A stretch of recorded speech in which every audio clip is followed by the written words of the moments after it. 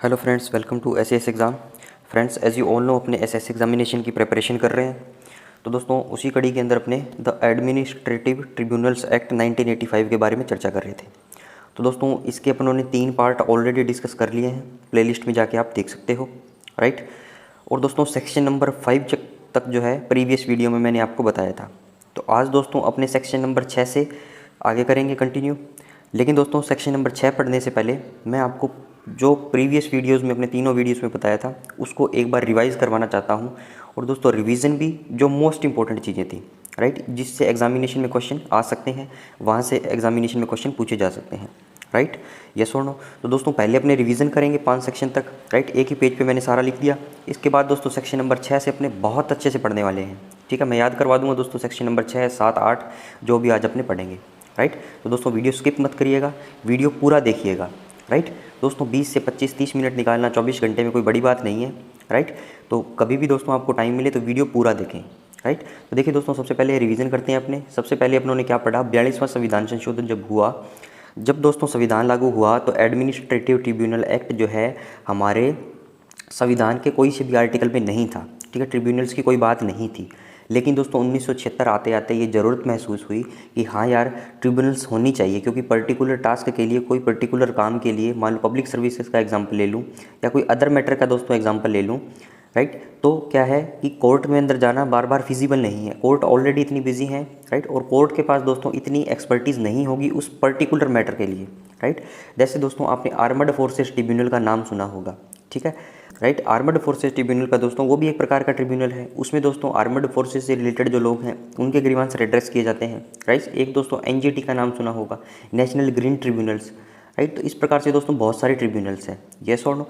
तो 1976 के अंदर दोस्तों 42वां संविधान संशोधन करके आर्टिकल नंबर 323A और दोस्तों 323B जोड़ा गया, ठीक है। 323A जो पर्टिकुलर है दोस्तों, उसके अंदर कैट सेट जेट की बात है, राइट। वो पब्लिक सर्विसेज के लिए उनको पर्टिकुलर बनाया गया है। 323B के अंदर दोस्तों अदर मैटर्स के लिए, जैसे कि टैक्सेशन से रिलेटेड, राइट। तो एक पर्टिकुलर मैटर के लिए क्या बना दिया, ट्रिब्यूनल बना दिया। इसके बाद दोस्तों इसको रेफरेंस लेते हुए पर्टिकुलर नियम बनाए गए 1985 में, ठीक है। भाग 14A जोड़ा, 42वां संविधान संशोधन किया, 2 आर्टिकल जोड़े, एक पब्लिक सर्विस के लिए, एक दूसरे मैटर के लिए। 1985 में ये पर्टिकुलर एक्ट बना दिया गया, राइट। आगे चलिए सेक्शन 2 में दोस्तों, act not to apply to certain persons. दोस्तों ये एक्ट हर जगह अप्लाई होता है, लेकिन कुछ लोगों को छोड़ के। कौन कौन से हैं, आर्मी, नेवी, एयरफोर्स, कुल मिला के आर्मड फोर्सेस की बात कर रहे हैं, ठीक है। ऑफिसर या servant supreme court, high court या सबऑर्डिनेट कोर्ट के, इन लोगों को छोड़ दो। और दोस्तों सेक्रेटरियल स्टाफ को, ठीक है, सचिव का जो स्टाफ होता है, कौन कौन सा, पार्लियामेंट वाला, किसी दोस्तों स्टेट की लेजिस्लेचर है, या कोई यूनियन टेरिटरी की कोई लेजिस्लेचर है, ठीक है। यूनियन टेरिटरी का मैंने बताया था कहीं पे लेजिस्लेचर होती है, कोई सी यूनियन टेरिटरी में लेजिस्लेचर नहीं होती, राइट। तो जिस यूनियन टेरिटरी के अंदर लेजिस्लेचर है, वहाँ का दोस्तों सेक्रेटरी स्टाफ जो है इस एक्ट के अंदर में नहीं आएगा, वो यहाँ पे जाके अपनी ग्रीवांस को रेड्रेस नहीं करवा सकता, राइट। 3 नंबर देखिए दोस्तों, डेफिनेशंस। डेफिनेशंस दोस्तों इंपॉर्टेंट पार्ट होता है, लेकिन इसके अंदर दोस्तों सबसे मोस्ट इंपॉर्टेंट जो डेफिनेशन मुझे लगी, जो एग्जाम में पूछी जा सकती है, वो है अप्रोप्रिएट गवर्नमेंट की, ठीक है। तो अप्रोप्रिएट गवर्नमेंट दोस्तों आपको याद रखना है, कैट और जेट के लिए सेंट्रल गवर्नमेंट है और सेट के लिए दोस्तों स्टेट गवर्नमेंट है, राइट। आगे बढ़ूँ मैं, समझ में आ रही है बातें। 4 नंबर देखिए दोस्तों, चैप्टर नंबर 2 जो था सेक्शन नंबर 4 से 13 तक है, ठीक है। तो कल दोस्तों अपनों ने 4 और 5 2 सेक्शन पढ़े थे, ठीक है। आज छठा सेक्शन पढ़ेंगे। तो चैप्टर नंबर 2 देखिए दोस्तों, सेक्शन नंबर 4 से 13 तक है। और दोस्तों ये पूरे चैप्टर की, पूरे एक्ट की दोस्तों जान है ये, ठीक है। चैप्टर नंबर 2 4 से 13 नंबर सेक्शन जो है, तो देखिए दोस्तों सेक्शन नंबर 4 को 6 सब सेक्शन में डिवाइडेशन था, वो 1 2 3 4 5 6, ठीक है। अब देखिए दोस्तों 1 2 3 4 5 और 6 में कैसे मैंने डिवाइड किया हुआ है। 1 नंबर में दोस्तों कैट के एस्टेब्लिशमेंट की बात थी, समझ में आती है मुझे। 2 के अंदर दोस्तों सेट के एस्टेब्लिशमेंट की बात थी, ये भी मुझे समझ में आती है, राइट। 3 नंबर में दोस्तों जेट के एस्टेब्लिशमेंट की बात थी, ये भी मुझे समझ में आती है। कैट सेट को मैंने एस्टेब्लिश कर दिया, ठीक है। और दोस्तों 4 नंबर में क्या बोला, जेट बनाते टाइम जो स्टेट्स के बीच में एग्रीमेंट हुआ था, जेट बनाते टाइम जो स्टेट्स के बीच में एग्रीमेंट हुआ था दोस्तों, जेट कैसे बनता है, 2 या 2 से ज़्यादा स्टेट्स जब मिलेंगे, ठीक है। जेट बनाते टाइम दोस्तों जो स्टेट्स के बीच में एग्रीमेंट हुआ था, उस एग्रीमेंट में कुछ शर्तें थी, ठीक है। शर्तें कौन कौन सी थी दोस्तों, उसके बारे में बात की गई है 4 नंबर के अंदर, कि भाई जेट का नाम क्या रखोगे, उसके चेयरमैन और अदर मेंबर कैसे अपॉइंट करोगे, किस स्थान पर बेंच होगी, the place where bench is established, expenditure का दोस्तों अनुपात क्या होगा उसके अंदर, और दोस्तों कुछ मिसलेनियस बातें थी, राइट। तो ये चीज़ें मैंने 4 के अंदर पढ़ी। 5 नंबर सब सेक्शन के अंदर दोस्तों क्या पढ़ा, ऊपर ट्रिब्यूनल बनाए। अब ट्रिब्यूनल के अंदर बेंचेस के मेंबर के अपॉइंटमेंट की बात करता हूँ मैं, ठीक है। दोस्तों क्या हुआ, 4 नंबर सेक्शन के अंदर मैंने क्या पढ़ा, ऊपर तो ट्रिब्यूनल्स बना दिए, कैट सेट जेट बना दिए, राइट। और दोस्तों सब सेक्शन 5 के अंदर मैंने क्या पढ़ूंगा कि ट्रिब्यूनल्स के अंदर जो क्या है, मेंबर्स दोस्तों कैसे अपॉइंट होंगे, राइट। इसके अंदर दोस्तों स्टेट की कंकरेंस और दोस्तों स्टेट की रिक्वेस्ट के ऊपर क्या है कि सेंट्रल गवर्नमेंट जो है दोस्तों वो डेजिग्नेट करती है, राइट। क्या करती है दोस्तों, मेंबर्स को अपॉइंट करती है, ये और नो। तो 5 नंबर के अंदर क्या बोला, जो ट्रिब्यूनल्स बना दिए ऊपर, और दोस्तों ट्रिब्यूनल के अंदर कुछ बेंचेस बनी। बेंचेस दोस्तों कौन बनाएगी, बेंचेस के अंदर जो मेंबर होंगे दोस्तों वो कौन बनाएगी, सेंट्रल गवर्नमेंट। सेंट्रल गवर्नमेंट दोस्तों स्टेट की रिक्वेस्ट के ऊपर, राइट। 6 नंबर में क्या बोला दोस्तों, जो ऊपर मेंबर्स बनाए गए हैं, कई बार क्या होता है दोस्तों, सेट और कैट के जो मेंबर्स हैं वो करती तो अपॉइंट सेंट्रल गवर्नमेंट ही है, राइट। तो उनमें से जो कॉमन लोग हैं उनके खर्चे कैसे डिवाइड होंगे, उनके खर्चे कैसे डिसाइड होंगे, उसकी बात 6 नंबर में की गई है, यस और नो। आगे चलिए दोस्तों सेक्शन नंबर 5, 5 नंबर पॉइंट में देखिए, इसके दोस्तों सब सेक्शन हैं 1, 2, 4, 6 और 7, राइट। तो देखिए दोस्तों पहले नंबर में क्या है, ट्रिब्यूनल में कौन कौन होगा, ठीक है। पहले दोस्तों ट्रिब्यूनल में कौन कौन होगा, पहले ट्रिब्यूनल एस्टेब्लिश हुई है, फिर दोस्तों बेंच एस्टेब्लिश हुई है, फिर बेंच के अंदर कौन कौन होगा, पैरेलल चल रही हैं चीज़ें, राइट। ट्रिब्यूनल में कौन कौन होगा दोस्तों, चेयरमैन होगा plus am plus JM, administrative member plus judicial member. और दोस्तों इनकी संख्या डिसाइड नहीं है, वो कितने भी हो सकते हैं, और डिसाइड कौन करेगा, अप्रोप्रिएट गवर्नमेंट, राइट। 2 नंबर में दोस्तों तो एक बेंच जो है, कम से कम एक बेंच के अंदर दोस्तों एक जुडिशियल मेंबर और एक एडमिनिस्ट्रेटिव मेंबर होगा, ठीक है। 4 नंबर में दोस्तों चेयरमैन की ड्यूटीज़ बताई गई थी और चेयरमैन की दोस्तों जिम्मेदारियां बताई गई थी। चेयरमैन क्या दोस्तों, एएम और जेएम की ड्यूटी निभाएगा तथा दूसरी बेंच की भी निभाएगा, ठीक है। अपनी बेंच के लिए तो निभाएगा ही, जिस बेंच के लिए वो चुना जाएगा, दूसरी बेंच के लिए भी क्या है वो एएम जेएम की ड्यूटी निभाएगा, राइट। मेंबर्स को ट्रांसफ़र दोस्तों एक बेंच से दूसरे बेंच में करेगा। तीसरा दोस्तों एएम जेएम जो एक बेंच में है दूसरी के लिए भी काम करने के लिए ऑथराइज, ठीक है। एएम जेएम दोस्तों जो एक बेंच में है दूसरी बेंच के लिए भी काम करने के लिए ऑथराइज उसको कर सकता है चेयरमैन, राइट। और दोस्तों केसेस जिनमें 2 से ज़्यादा लोग एएम और जेएम की ज़रूरत है वो सारे काम भी दोस्तों चेयरमैन देखता है, राइट, यस और नो। और दोस्तों इसके बाद क्या देखा, सिंगल मेंबर वाली बेंच की बात देखी, ठीक है, कि मतलब या तो चेयरमैन क्या है खुद सिंगल मेंबर बेंच के रूप में काम करेगा, या चेयरमैन के द्वारा ऑथोराइज कोई इंसान कोई इंडिविजुअल सिंगल मेंबर बेंच के लिए काम करेगा, राइट। और दोस्तों जब केस चल रहा होगा और उनको ऐसी ज़रूरत लगे कि यार सिंगल मेंबर बेंच से काम नहीं चल रहा, तो वो डबल मेंबर बेंच भी बना सकते हैं, राइट। तो इसके अंदर दोस्तों बेंच जो थी एक जेएम एक एएम वाला जो था कॉन्ट्राडिक्ट कर दिया इसके अंदर 6 नंबर के अंदर, 2 और 6 के अंदर, ठीक है। इसमें बोला बेंच एक जेएम एक एएम की होगी, इसमें बोल दिया दोस्तों सिंगल मेंबर बेंच भी होती है, राइट। 7 नंबर में दोस्तों प्रिंसिपल बेंच की बात की गई जो कि दिल्ली में स्थित है, राइट। तो दोस्तों पूरा एक पेज पे आने से आपकी कुछ और क्लैरिटी चीज़ों की बनी होगी, राइट। अब दोस्तों 6 नंबर पे चलते हैं अपने आज। अब देखिए दोस्तों सेक्शन नंबर 6, सेक्शन नंबर दोस्तों 4 और 5 के अंदर हमने क्या देखा, ट्रिब्यूनल्स बनी, बेंचेस बनी, ट्रिब्यूनल्स के अंदर लोग आए, बेंचेस के अंदर लोग आए, ठीक है। और दोस्तों कौन कौन किस किस ने अपॉइंट किया वो सारी चीज़ें पढ़ी, राइट। अब दोस्तों जो मेंबर्स आएंगे इन ट्रिब्यूनल्स के अंदर, इन बेंचेस के अंदर, राइट, तो दोस्तों उनका क्वालिफिकेशन क्या होगा, ठीक है, वो कितने पढ़े लिखे होने चाहिए, उनको कैसा एक्सपीरियंस होना चाहिए, तो वो सारी बातें मैं करूँगा आज, right. Qualification for appointment as chairman, vice chairman and other member, right. तो देखिए दोस्तों क्या क्या क्वालिफिकेशन दी गई है इसके अंदर। पहला है a person shall not be qualified for appointment as a chairman unless he is or has been a जज ऑफ अ हाई कोर्ट। दोस्तों चेयरमैन कोई भी आदमी कोई भी इंडिविजुअल तभी बन सकता है जब वो किसी भी हाई कोर्ट का जज हो, ठीक है, ए जज ऑफ अ हाई कोर्ट। वो दोस्तों क्या होना चाहिए, जज होना चाहिए हाई कोर्ट का, तभी वो क्या है एज ए चेयरमैन के रूप में काम करेगा किसी भी ट्रिब्यूनल्स के अंदर, right. A person shall not be qualified for appointment as chairman, ऐसा पर्सन चेयरमैन के लिए क्वालिफाई नहीं करता, चेयरमैन की अपॉइंटमेंट के लिए क्वालिफाई नहीं करता जब तक कि वो किसी भी हाई कोर्ट का क्या हो दोस्तों, जज नहीं होता, राइट। तो ये चीज़ मुझे समझ में आई। अब दोस्तों ये इसके अंदर थोड़ा सा मुश्किल है, मतलब मुश्किल क्या है, इसका थोड़ा लॉजिक आपको बैठाना मुश्किल है, लेकिन मैं आपको बताता हूँ इसका एक्चुअली में रीज़न क्या है। A person appointed as vice chairman before the commencement of this act shall be qualified for appointment as chairman if such person has held the office of the vice chairman at least for a period of 2 years। अब इसमें क्या बोल रहे हैं दोस्तों, कोई भी vice chairman जो है वो भी चेयरमैन बन सकता है, ठीक है, कोई वाइस चेयरमैन दोस्तों वो चेयरमैन बन सकता है, ठीक है। अब दोस्तों वाइस चेयरमैन की कोई पर्टिकुलर डेफिनेशन इस एक्ट के अंदर नहीं है, ठीक है। वाइस चेयरमैन एक पद है, आप ऐसे सोचिए, एक तो चेयरमैन हो गया, ठीक है। एक हो गया दोस्तों वाइस चेयरमैन, एक हो गया दोस्तों एडमिनिस्ट्रेटिव मेंबर, एक हो गया दोस्तों जुडिशियल मेंबर। ये 4 शब्द इसके अंदर घूमेंगे, ठीक है।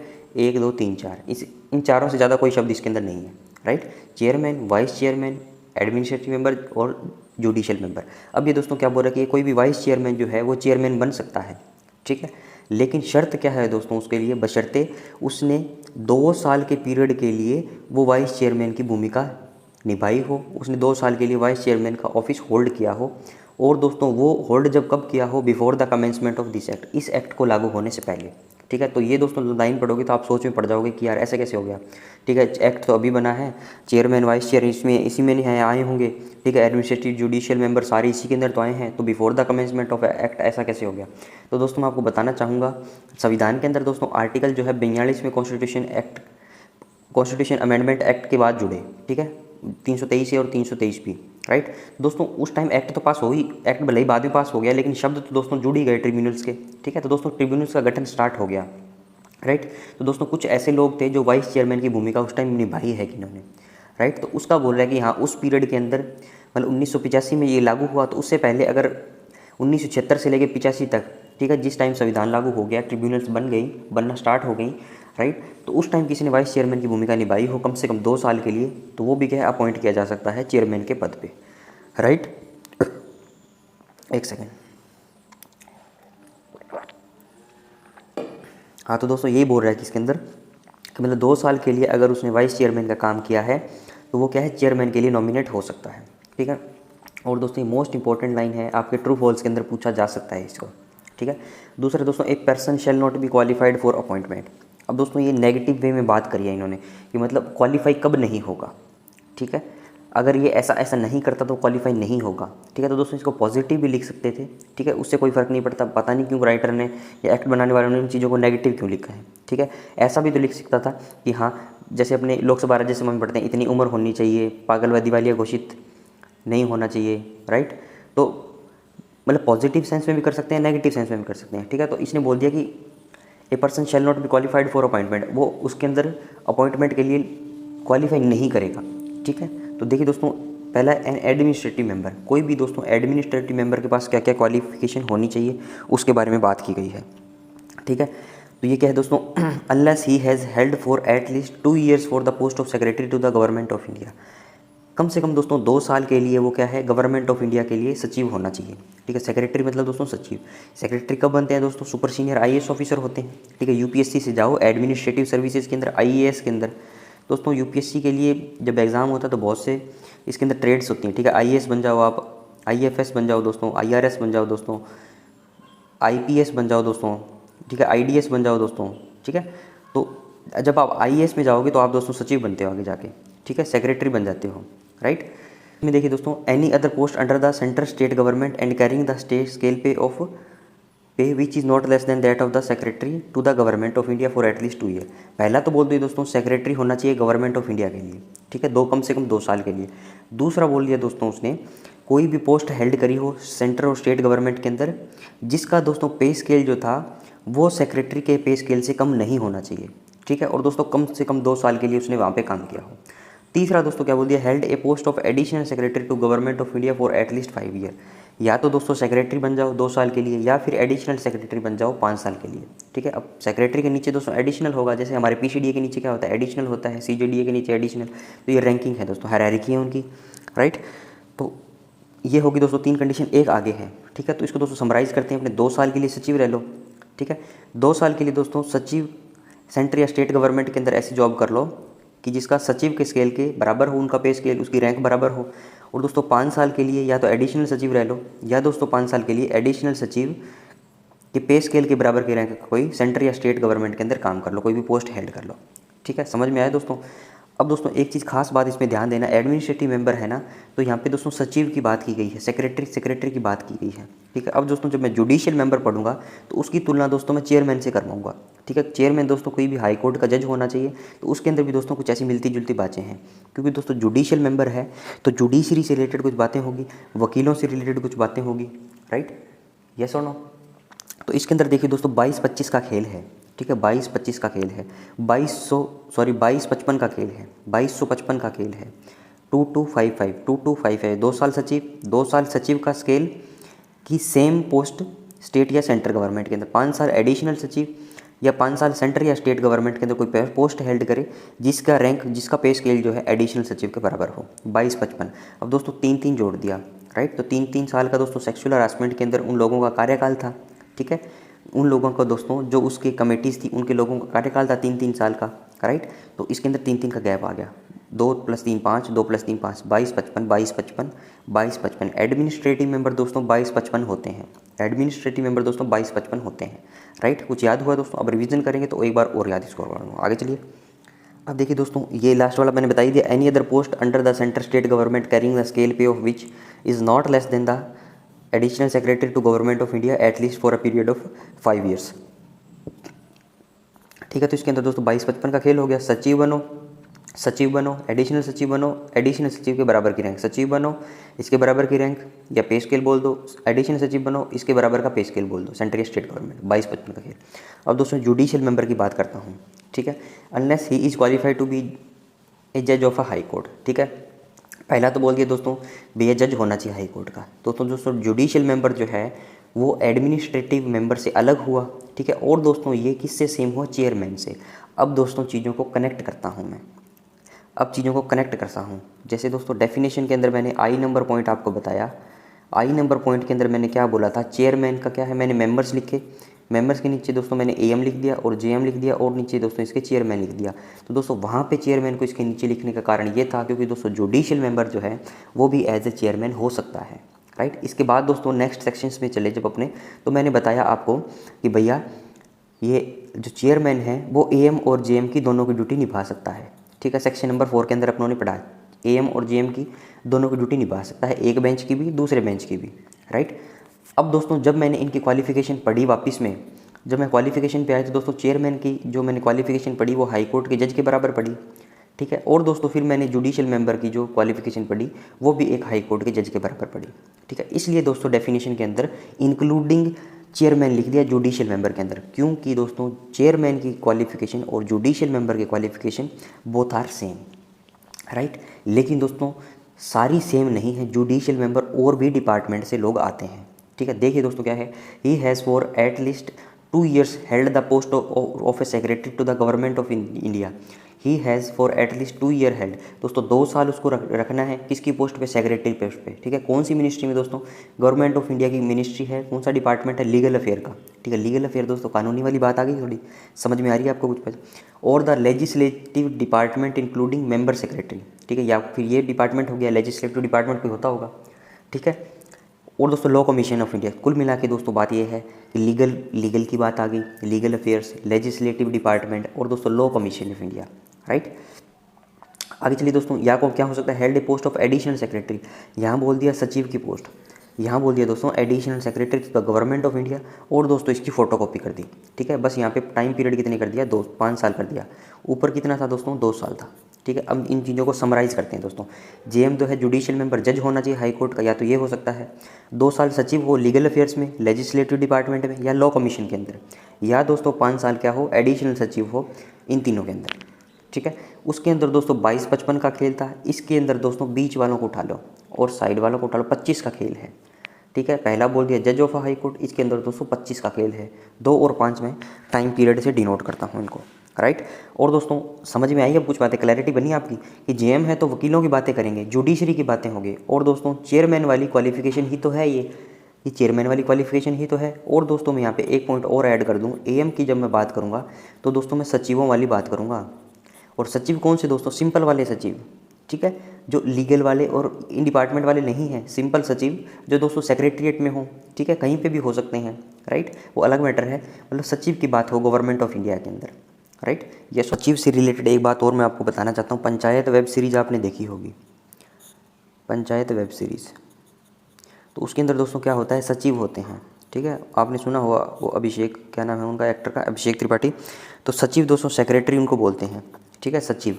तो उससे दोस्तों कंफ्यूज मत हो जाना, वो पंचायत के होते हैं दोस्तों। कोई भी पंचायत होती है, राइट, तो मतलब गांव स्तर पे दोस्तों वो सचिव होते हैं, ठीक है। वो सचिव और ये सचिव अलग हैं, राइट। ये सुनो, इनको दोस्तों राजस्थान गवर्नमेंट के अंदर इनको वीडियो बोला जाने लग गया। ठीक है। विलेज डेवलपमेंट ऑफिसर, ग्राम विकास अधिकारी, पहले इनको दोस्तों सचिव बोलते थे, सेक्रेटरी बोलते थे, ठीक है। और इनको दोस्तों पदेन सचिव भी बोलते थे कई बार, ठीक है, राइट। दोस्तों पंचायत का स्ट्रक्चर आपको पता होगा, एक सरपंच होगा, ठीक है, एक दोस्तों सचिव होगा, ठीक है, पटवारी, एक दोस्तों पंचायत सहायक। तो दोस्तों ये 3-4 लोग मिलके क्या है, पर्टिकुलर किसी भी वहाँ जो पर्टिकुलर कोई पंचायत है, वहाँ पे कोई ग्रामीण एरिया है, तो वहाँ पे ये लोग काम करते हैं, राइट। ये सुनो, आगे चलिए दोस्तों। अब दोस्तों सेक्शन नंबर 6 के सब सेक्शन 3, 4 और 5 जो हैं सेम है, मतलब इनके अंदर जो कंसेप्ट है वो सेम है, राइट। मतलब इनके अंदर अपॉइंटमेंट कंसल्टेशन की बात की गई है। The chairman and every member of the CAT shall be appointed after consultation with the CGI by the president, ठीक है। कैट के मेंबर को दोस्तों कंसल्ट किससे करेंगे, CGI से। अपॉइंट कौन करेगा, प्रेसिडेंट करेगा, right. The chairman and every member other member of the set will be appointed by the president after consultation with the governor of the concern state. Set के अंदर दोस्तों governor की बात करूंगा मैं, राइट। कंसल्टेशन पे appointment किसकी होगी दोस्तों, प्रेसिडेंट की ही होगी, ठीक है। यहाँ पे अपॉइंटमेंट किसकी होगी दोस्तों, प्रेसिडेंट की ही होगी। The chairman and every other members of jet shell be appointed by the president, यहाँ भी दोस्तों प्रेसिडेंट की बात कर दी, डैश कर दिया, मतलब सेम है ऊपर। After consultation with the governors of the concern states, ठीक है। स्टेट आ गया दोस्तों, यहाँ पे एक स्टेट की बात, यहाँ पे स्टेट्स आ गया, क्योंकि एक से ज़्यादा स्टेट्स जो हैं उनके लिए जेट को बनाया जाता है, राइट। अब दोस्तों इसकी समराइज मैंने इसको कर दिया सारणी से, देखिए मेंबर्स हो गए, कैट सेट जेट लिख दिया मैंने, किसकी कंसल्टेशन लिख दी, यहाँ पे दोस्तों अपॉइंट कौन करेगा ये मैंने लिख दिया, राइट। अब दोस्तों कैट के लिए कंसल्टेशन किसकी ज़रूरी है, CGI की। CGI मतलब दोस्तों चीफ जस्टिस ऑफ इंडिया, ठीक है। अब दोस्तों वर्तमान में चीफ जस्टिस ऑफ इंडिया कौन है वो आप कमेंट सेक्शन में बताइए मुझे, ठीक है। अपॉइंट कौन करेगा दोस्तों, प्रेसिडेंट करेगा, समझ में आती है बात दोस्तों। सेट है दोस्तों, सेट की किसकी कंसल्टेशन पे, गवर्नर की। अपॉइंट कौन करेगा दोस्तों, प्रेसिडेंट। जेट के लिए दोस्तों किसकी कंसल्टेशन चाहिए, गवर्नर की। अपॉइंट कौन करेगा दोस्तों, प्रेसिडेंट, राइट। ये सुन लो। अब ये दोस्तों सेक्शन नंबर 6 कंप्लीट हुआ। अब दोस्तों सेक्शन नंबर 7 पे अपने चलते हैं, राइट। आगे देखिए दोस्तों 7 नंबर पे, vice chairman to act as chairman और to discharge his functions in certain circumstances. क्या बोल रहा है दोस्तों, वाइस चेयरमैन क्या कर रहा है, एक्ट कर रहा है एज ए चेयरमैन और to discharge his functions in circumstances. तो दोस्तों इस टॉपिक में ऊपर तो वाइस चेयरमैन का नाम ले दिया सेक्शन 7 के अंदर, लेकिन इन लाइनों के अंदर दोस्तों पूरे सेक्शन के अंदर कहीं भी वाइस चेयरमैन का नाम नहीं लिया, ठीक है। और दोस्तों क्यों नहीं लिया, क्योंकि दोस्तों चेयरमैन की जगह पे जो बंदा काम करेगा, ठीक है, टेम्परेरी रूप से उसको वाइस चेयरमैन बोल दिया जाता है, ठीक है। इसका मतलब आपको ऐसे समझना है, ठीक है। वाइस चेयरमैन दोस्तों प्रॉपरली अपॉइंटमेंट की कोई बात नहीं है, राइट। उसमें दोस्तों ओनली इस सेक्शन के अंदर ये बोला गया है कि अगर चेयरमैन एब्सेंट है किसी वजह से, क्यों नहीं, अपॉइंटमेंट उसकी नहीं है, मतलब नहीं है वो एज प्रेजेंट उस बेंच के अंदर, राइट। तो उसके अंदर दोस्तों क्या होगा, किसी अलग बंदे को क्या करेंगे, वो अपॉइंट करेंगे, तो उसको वाइस चेयरमैन बोलूँगा, ठीक है। In the event of the occurrence of any vacancy in the office of the chairman, किसी वजह से क्या है, चेयरमैन के ऑफिस के अंदर एक वैकेंसी क्रिएट हो गई, right, by reason of his death, या तो चेयरमैन की डेथ हो गई या उसने दोस्तों रिज़ाइन दे दिया, त्यागपत्र दे दिया, ठीक है। The such one of the members as the appropriate government authorise in this behalf shall act as the chairman until the date on which a new chairman appoint in accordance with the provisions of this act। तो क्या बोल रहा है दोस्तों, chairman की death या resignation होने के केस में अप्रोप्रिएट गवर्नमेंट ऑथराइज करेगी कि भैया किसी भी वाइस चेयरमैन को, ठीक है। तो vice chairman to act a chairman, मतलब वाइस चेयरमैन हो गया कोई पर्टिकुलर इंसान, ठीक है, उसको क्या कर दिया दोस्तों, ऑथराइज कर दिया कि भैया आप चेयरमैन के बिहाफ पे काम करो, राइट, जब तक हम नया चेयरमैन नहीं लेके आते, राइट। वो appointed in accordance with the provisions of this act. और दोस्तों चेयरमैन की क्वालिफिकेशन क्या थी कि भैया वो हाई कोर्ट का जज होना चाहिए, राइट। समझ में आई इतनी बात। अगला देखिए दोस्तों, when the chairman is unable to discharge his functions owing to absence. या दोस्तों पहले तो डेथ और रेजिग्नेशन की बात करी मैंने, इसके बाद दोस्तों मैंने एब्सेंस की बात की, अनुपस्थिति की, या उसके बीमार होने की, या कोई अदर कॉज की। The such one of the members as the appropriate government by notification authorise in this behalf shall discharge the function of the chairman until the date on which the chairman resumes his duties. दोस्तों ये temporary रूप से मान लो absent है, यहाँ पे तो permanent रूप से एब्सेंट हो गए, ठीक है। यहाँ पे मान लो दोस्तों टेम्परेरी रूप से एब्सेंट है, क्योंकि एब्सेंस है तो आ जाएंगे, इलनेस है तो भैया चेयरमैन आ जाएगा, कोई अदर कोज है तो वापस आ जाएगा। तो उस टाइम पीरियड के लिए दोस्तों क्या करते हैं, कोई भी मेंबर को ऑथराइज कर देते हैं, तो उसको वाइस चेयरमैन बोल दिया, ठीक है। एज ए वाइस चेयरमैन वो चेयरमैन की ड्यूटी निभाएगा, राइट। ये सुनो। और दोस्तों ऑथराइज कौन करेगा, अप्रोप्रिएट गवर्नमेंट करेगी। यहाँ कौन कर रही थी दोस्तों, अप्रोप्रिएट गवर्नमेंट कर रही थी, राइट। तो जब तक दोस्तों जो सचिव जो है, जो सॉरी चेयरमैन जो है वो नहीं आ जाता, अप्रोप्रिएट गवर्नमेंट ऑथराइज करके किसी वाइस चेयरमैन को चेयरमैन की ड्यूटी निभा सकती है, राइट। अब दोस्तों छठा सेक्शन, 7वां सेक्शन कंप्लीट हुआ, 8वें की ओर चलते हैं। 8 नंबर सेक्शन देखिए दोस्तों, तो chairman shall hold office for a term of 5 years. Chairman दोस्तों क्या है, 5 साल के लिए बना रहेगा, from the date on which he enters upon his office. ठीक है, जिस डेट को वो ऑफिस के अंदर आया है उससे 5 साल तक के लिए रहेगा, right. Provided that no chairman shall hold office as such after he has attend the age of 68 years. ठीक है, तो दोस्तों 2 कंडीशन दे दी, या तो 5 साल या 68 साल, जो भी उसमें पहले होगा वहाँ तक वो क्या रहेगा कि चेयरमैन के पद पे रहेगा। दूसरा देखिए दोस्तों, मेंबर्स की बात कर दी। मेंबर्स कौन कौन से होते हैं दोस्तों, जुडिशियल मेंबर और एडमिनिस्ट्रेटिव मेंबर। ठीक है, उनका कार्यकाल दोस्तों 5 साल का, right, from the date on which he enters upon the office, right. Extendable by 1 more term of 5 years. तो दोस्तों इसमें 5+5 का खेल है। ठीक है, 5+5 का खेल है, मतलब 5 साल के लिए रह लिया, एक बार और 5 साल के लिए आ सकता है। ठीक है, बशर्ते दोस्तों क्या है इसके अंदर, उसकी उम्र 65 साल से ज़्यादा नहीं होनी चाहिए। ठीक है, 55 का आ गया तो 65 तक नौकरी कर लेगा। ठीक है, 60 का है तो 65 के बाद उसको जाना ही पड़ेगा, फिर 5 साल एक्सटेंड नहीं करेंगे। Provided that no matter shall hold office after he has attend the age of 65 years, right.